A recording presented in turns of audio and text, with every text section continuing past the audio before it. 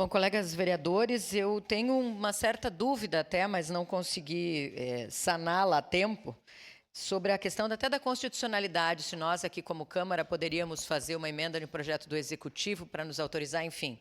Mas preciso dizer que voto favorável a essa emenda, até porque sou uma admiradora do programa do Ser Jovem Cidadão. Acho que esse projeto que, deixando bem claro mais uma vez, vem do Executivo, para que transforme, né, um programa que tem funcionado tão bem nos últimos anos em algo que não seja deste governo, mas que seja um programa de Estado, como a gente fala, né, que possa se manter também nos próximos anos.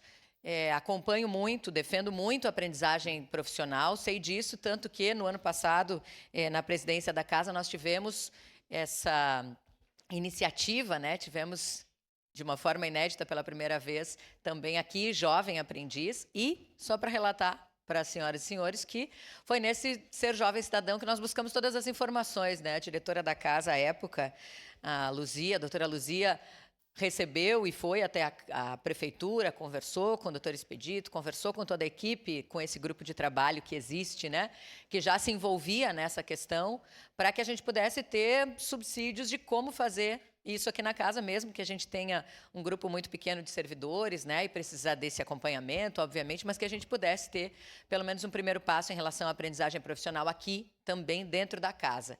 Então, eu voto favorável e entendo, né, todo esse projeto de lei trazido aqui pelo Executivo como algo essencial. A aprendizagem profissional ela é extremamente importante. Nós estamos transformando a vida destes adolescentes, destes jovens e das suas famílias com qualificação, com educação para a cidadania, com acompanhamento, com acolhimento. Então, o meu voto é favorável. Obrigado, vereadora.